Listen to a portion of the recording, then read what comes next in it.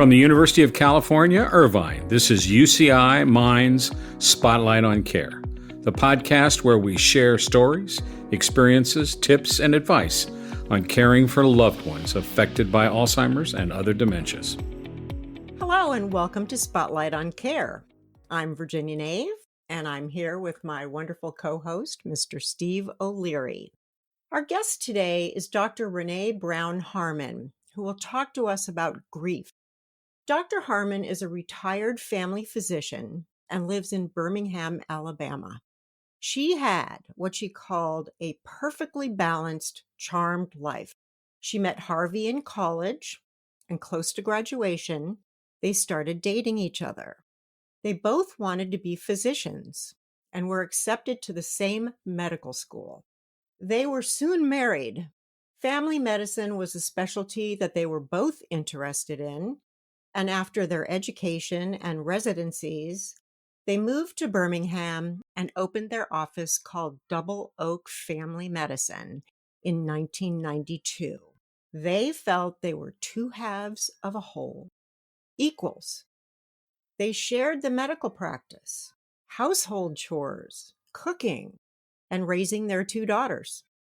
They had an ideal life as partners, parents, and physicians. Then, the charmed life took a very different turn for both of them. Harvey, at age 49, started showing signs of younger onset Alzheimer's disease. Welcome, Dr. Harmon. We're glad you're here with us today. Thank you. Glad to be here. I'll call you Renee if that's okay. Sure. Okay. Here's the spot where Steve and I like to say just a little something quickly about the topic we're going to be discussing. So, Steve, tell us a little bit about the process of grief that you went through when taking care of your wife, Patty, who had Alzheimer's. Yeah, well, first of all, Renee, I share your experience. I found Patty in college, this beautiful redheaded woman. And long story short, we got married in college and then moved to New York. And I lost her after 48 years of marriage. So it was a wonderful partnership. We worked together. So similar story. Yeah. I think my grief really started much sooner than actually Patty passing. And to some degree that was good and some degree it was bad. But I felt that it started when I made the decision about a community. And the sense of guilt that I felt kind of moved into grief, and I knew where we were heading. And when that became more apparent, then it was, okay, it started. In some respects, it was good because at the end, I didn't have this overwhelming sense of loss. I'd had that feeling for quite a while. I hadn't asked Steve before what he was going to say, and I just knew what I was going to say, which was my grief process started definitely before Mom passed. I lost her over 8 years, and it was something I just had to kind of get a grip on.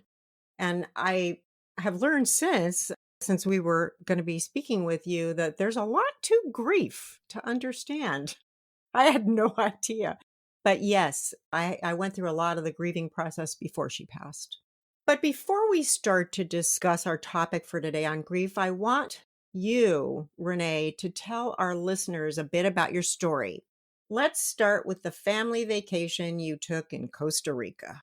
Sure. So it was on that big family vacation when I had that first jolt of just fear that there was something wrong with Harvey's cognitive abilities. He just could not keep up with what the guide was telling us to do.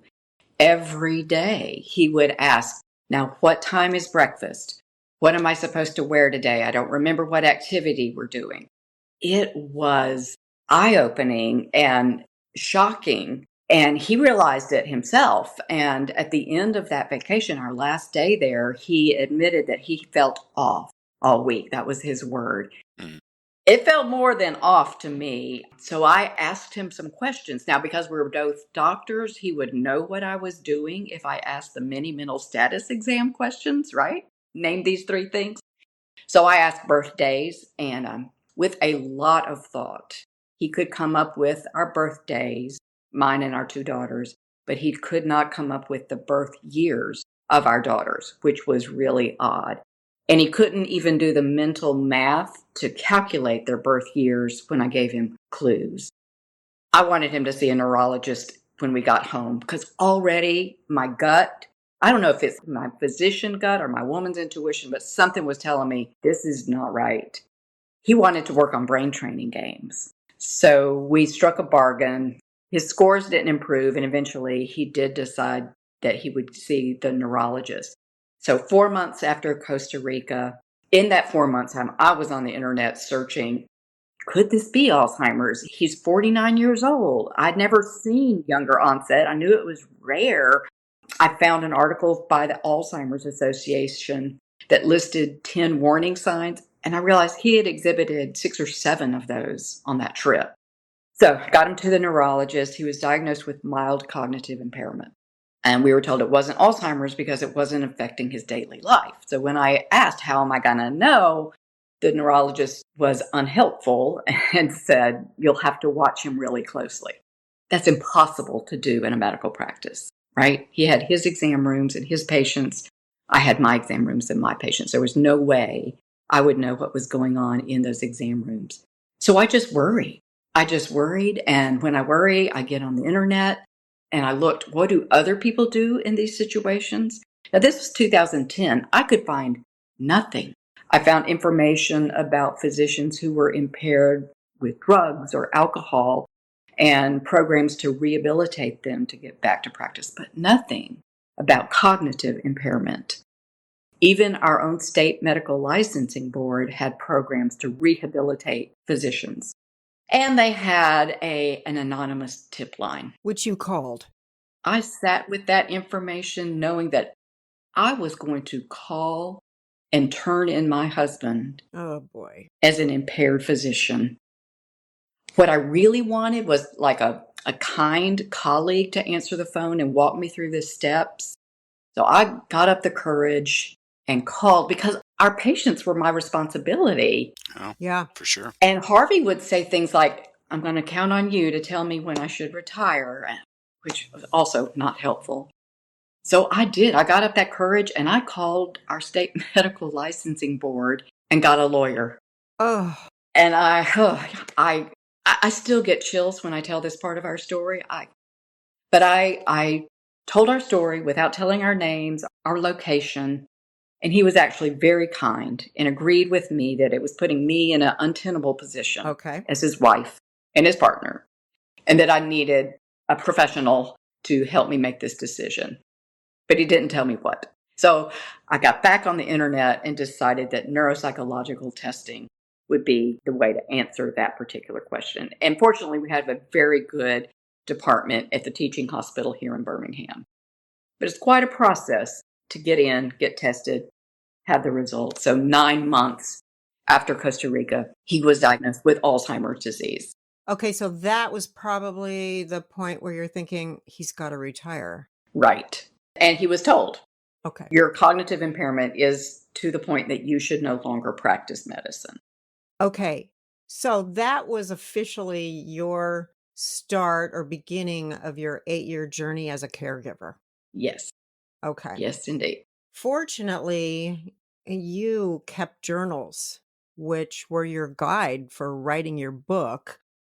And I have to tell our listeners, your book is absolutely wonderful. It's called Surfing the Waves of Alzheimer's: Principles of Caregiving That Kept Me Upright. And the stories are wonderful. Thank goodness for your journals, huh? I know, right? I had 6 full journals. Oh, amazing. And then at the end of each chapter, you have an instructional guide almost, or tips or caregiving concepts and ideas for other people to handle a similar situation, right? Right.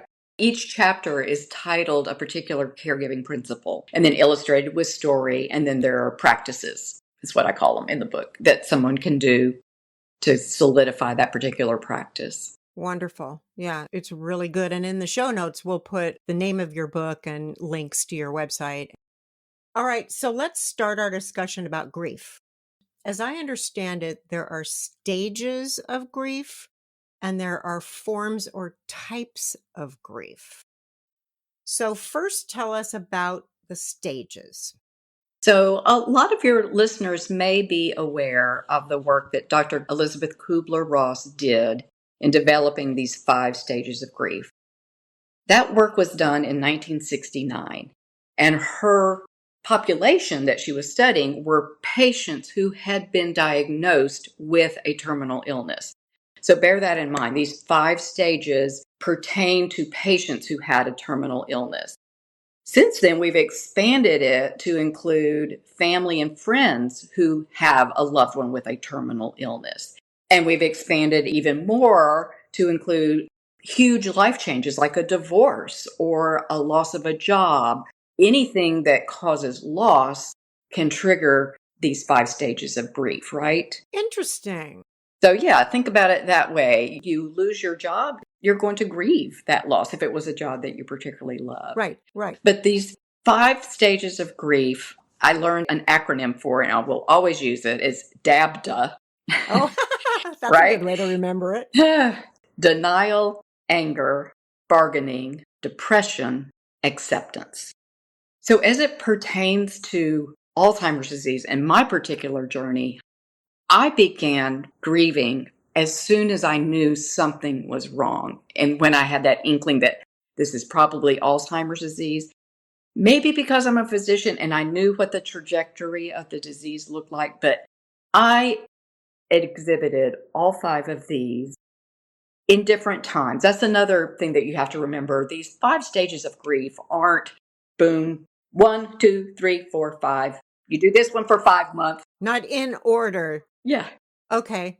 You don't go in order necessarily. You can hop around, and they're just nice tag words to name what you're going through.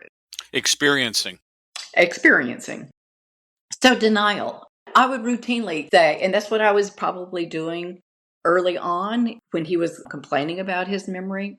What middle-aged man doesn't get forgetful from time to time? Right. And I've heard of families who can really do denial with depression for a long time. Long time. Yeah, that's fairly common. Anger was a big response for me. I was angry that he got this, not angry at him or angry at God even, but just angry that because he had done everything right. He had eaten right. He exercised. He was a runner, right? He was a marathon runner, a fabulous marathon runner. He did everything right. And I was angry that everything was going to land on my shoulders. Yeah. Because I knew as his abilities decreased, my responsibilities would increase, and I was going to have to shoulder everything. And that made me angry. Well, you were partners before and you split everything. Right. And now it's going to all go to you. That's what it felt like. And it did. I mean, yeah, it did. Mm-hmm. Bargaining, that 3rd stage, was less of an issue, I think, because I knew younger onset could be genetic. And I would have thoughts like, please don't let the daughters get this. If anybody's got to get it, let it be me. But that was pretty light. Depression was probably the hardest, and just deep, deep sadness over what I was experiencing, what my daughters were going to experience, and more importantly, depression over what Harvey was going to have to experience. Right. And what he was going to miss for the rest of his life. He was not going to be there for weddings and grandchildren, and just deep, deep sadness. Did you and Harvey talk about that at all? About what he was going to miss? No, he did not want to talk about it. Mm-mm. And he had some denial. So I would bring up something and he would say, I'm not going to get any worse. And he would pretty much would shut me out. And that hurt because I was losing my confidant, my soul partner, who I would talk to everything about. So that's one of the reasons the journals saved me, because I could talk to the journals. No, I wish we had, for my sake, but I think he was maybe protecting himself. And it's possible he was thinking about this and didn't need to talk to me about it because he was already doing that. There's probably only so much of this that you could talk about with your daughters. They're seeing this from a kind of a different perspective from yours. Yeah, so they were 14 and 17 years old. So at 14, she never even heard of Alzheimer's. She knew her dad didn't have the greatest memory and would say things like, you better come pick me up, Mom. I don't think Daddy can find this house. And then the 17-year-old knew of Alzheimer's and knew it was for old people, so that was confusing. And one of the first things she said to me was, "Will he forget who I am?" And I had to kind of say, "That might happen, but it'll be years from now." So, Okay. uh, Yeah. but it affected both of them dramatically in different ways because of their ages. Yeah. I don't know what grief was like for them. Mm. That'd be an interesting discussion sometime. Yeah. And acceptance is the last one on Elizabeth Kubler-Ross's list. So, yeah, you have to accept it. How else can you go on Yeah. without accepting it? Yeah. And these 5 stages would rear their heads throughout the 8 years of Harvey's illness. Okay. Less denial as time went on, but the anger and the depression and acceptance would just kind of rotate through at Yeah. various times, you know. Like cycles. Yeah. Yeah, cycle through it. I check in quite often to the Mayo Clinic. They call it the Mayo Clinic Connect. It's an online caregiver support group. And there was a post entitled, "No Longer a Caregiver. Mm, What Am I?" mm. And that person sounded lost. I read her paragraph. And you have a little something to say about a possible sixth stage of grief. Well, I would echo a lot of caregivers do find themselves lost when that role is gone. Now, it wasn't something I experienced, and I think it's because I continued to work. I continued to have interactions with other people. But when you are isolated as a primary caregiver and that's all you're doing, when that goes away, yeah, there is grief at the loss of your role. That can be hard. Right, right. You mentioned David Kessler, a colleague. Yeah, let's talk about David Kessler. He was a colleague of Dr. Elizabeth Kubler-Ross, and he came up with a 6th stage of grief, finding meaning. And he has a book about that. And finding meaning might be something as grand as writing a book or starting a podcast or starting a support group. But the favorite definition I found in his book was when you can remember the loved one with more love than sorrow. I love that. Yeah. And that takes some time. Yeah, it does. It does. Okay, so let's move into the types of grief.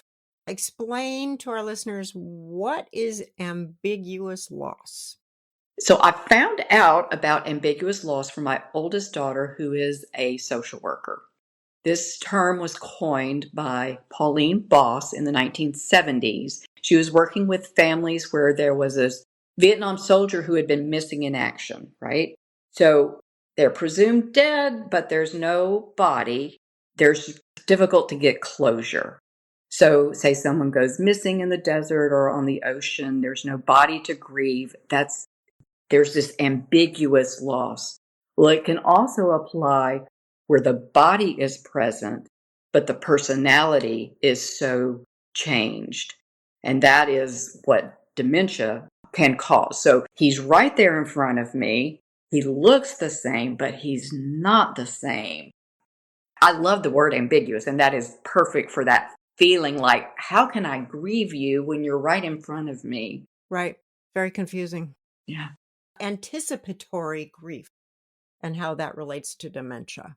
That is the kind of grief where you know that your loved one will pass away from any terminal illness. So you're anticipating that it's going to come, it's going to be hard. And if it's a long period of time, you've got a longer period of time to get ready for that. And it's more difficult when it's shorter. Okay. And disenfranchised grief was interesting because you said your grief is discounted. People try to be helpful, but they say the wrong things. And I just noticed when mom had dementia, people would say to me something like, "Well, she doesn't know what's going on. She doesn't know what she has." And I'm thinking, oh, that is so wrong. My mom knew there was something wrong. She Yeah. really did. And I was grieving, and they were like discounting my grief. Right. They were, in a way, telling me I shouldn't be grieving. Right. I would hear things like, well, at least he knows who you are. Oh, okay, good. Thank you. Thanks a lot. All those at least, right? Oh, yeah. And I've said things like that myself, you know. I know. Oh, she looks really good today. You come live with her. Ah, Exactly. yeah, it just Exactly. makes you feel like you're not being seen or heard sometimes. Exactly. I have a question here, I think. When we talk to people and they've gone through the period of the person passing and they're still grieving, and they ask the question often, when will this end? Hmm. And of course, it's different for everybody. I'm interested in your comment about that, but mostly, what have you found or investigated that are ways to kind of help alleviate that grief? Okay, well, let me address the first one. In medical school, we were taught that grief lasts about a year. And like you said, that's different for everyone. There's another term called complicated grief when the grief is debilitating and tends to last longer than a year. You should actually seek help if you're so debilitated. Hmm. Okay. There are several things that I did to help combat grief during and after, right? The journaling was helpful for me to get my emotions out onto the page. I sought counseling as soon as Harvey was diagnosed, just preventatively, because I knew it was going to be difficult. And some people might balk at that, but I knew it was going to be important for me to find a professional counselor who didn't know our story already, or he or she would have an unbiased opinion of the process, unlike my friends or family, right? Yes. A dementia support group, a grief support group.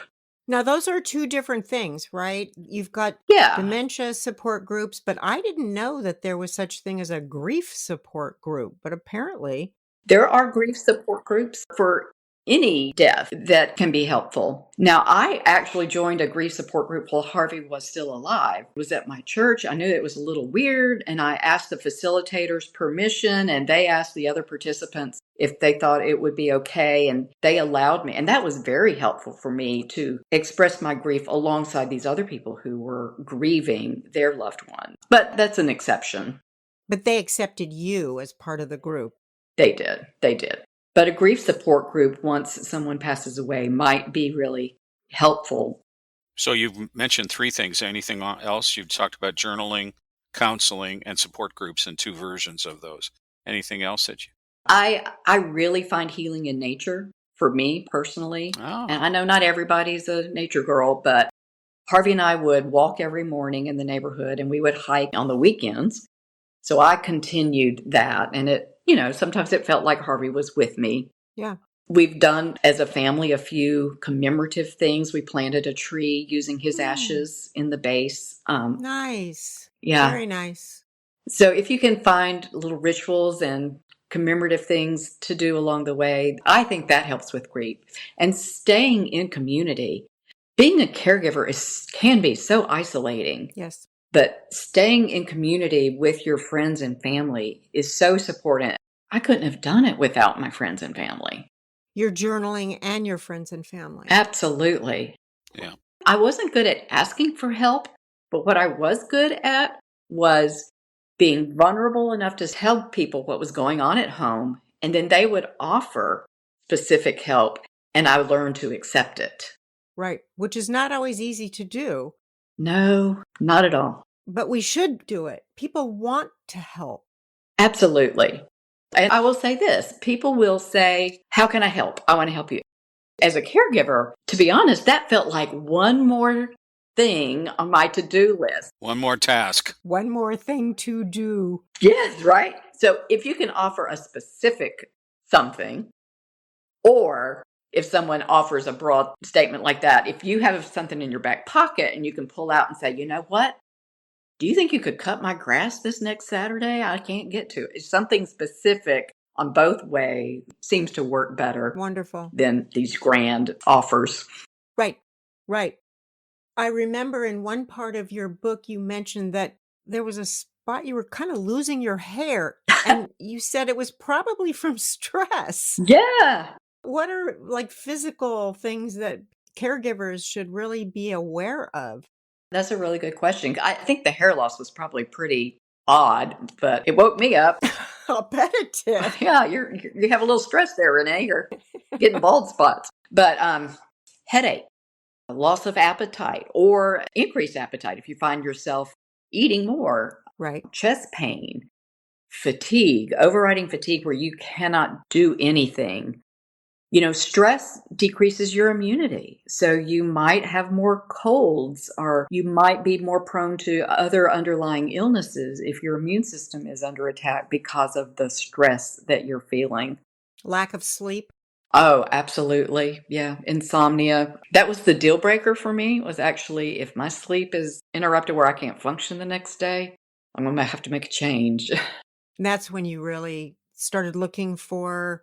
For care outside the home. Yeah. Okay. For me, that was my deal breaker. Okay. We're wondering how you handled your grief, family grief after Harvey passed. Well, he actually passed at the end of October, and we had his memorial service in the middle of November, and Thanksgiving was just right then afterwards. And I remember my mother made this beautiful statement of gratitude for Harvey in our lives and the gift that was Harvey to all of us at this big Thanksgiving table. Ah, Instead of glossing over it or ignoring it, she acknowledged it nice. in a beautiful way that I don't think I could have, but Mhm. she did. Wonderful. And that was the beginning of remembering Harvey with more love than sorrow, right? Right. Right. So then when Christmas rolled around, one thing I did when he passed away, I had a friend who wanted to coordinate meals, and I had the wherewithal to ask for a meal once a week. And we had meals brought to us once a week all the way through December. Mm. And me and my daughters and their guys, all five of us would gather once a week for family dinner.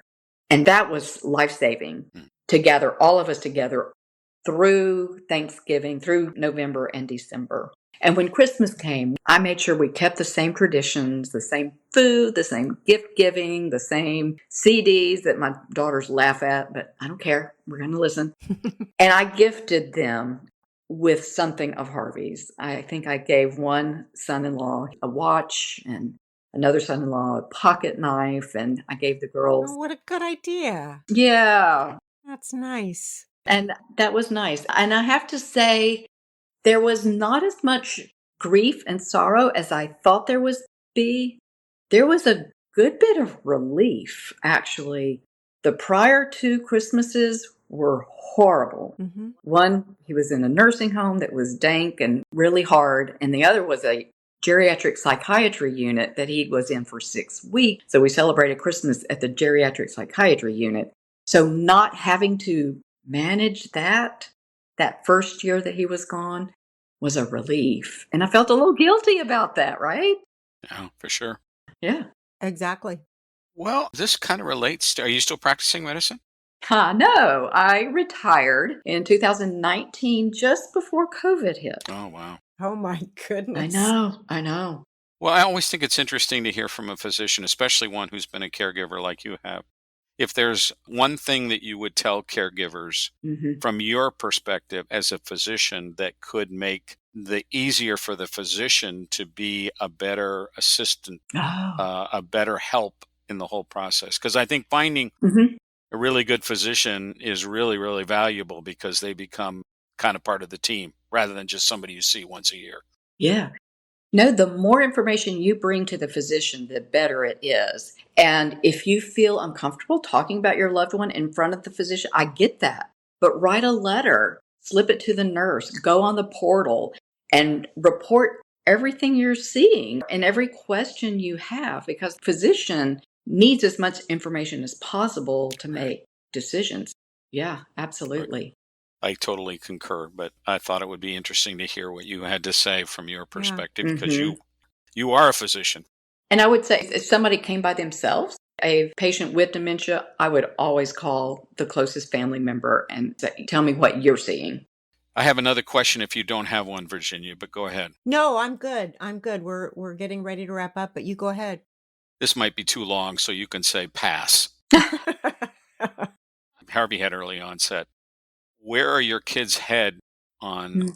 their minds right now on this whole issue? Patty was essentially early onset. She was diagnosed at 60, and they consider it Right. early onset. Yes. And so I've got two sons and a daughter, and curious how your kids reacted to this evolution issue. Yeah, very, very good question. They were both especially the oldest, really concerned. And eventually I did have Harvey genetically tested to see if he carried one of these genes that, if passed down, you will get it. He did not have that. Wow. So their risk of getting Alzheimer's are the same as you and me, the same as anyone. So when I told them that, it actually did not relieve their stress. Interesting. That, well, if he could get it without the gene, that was early on. I'm not sure where they are now. They've gotten on with their lives. I have grandchildren. Oh, how nice. Good. Well, thank you. That's wonderful. Well, you've really given us a lot of great information today. We will post the name again of your book, which is so good. Surfing the Waves of Alzheimer's, Principles of Caregiving That Kept Me Upright. And the listeners can find that in the show notes, as well as a link to your website. Great. Thank you. And thank you so much for joining us. And for our listeners today, thank you for joining us. And join us again soon on Spotlight on Care. Spotlight on Care is produced by the University of California, Irvine Institute on Memory Impairments and Neurological Disorders, UCI Mind. Interviews focus on personal caregiving journeys and may not represent the views of UCI Mind. Individuals concerned about cognitive disorders, prevention, or treatment should seek expert diagnosis and care. Please subscribe to the Spotlight on Care podcast wherever you listen. For more information, visit mind.uci.edu.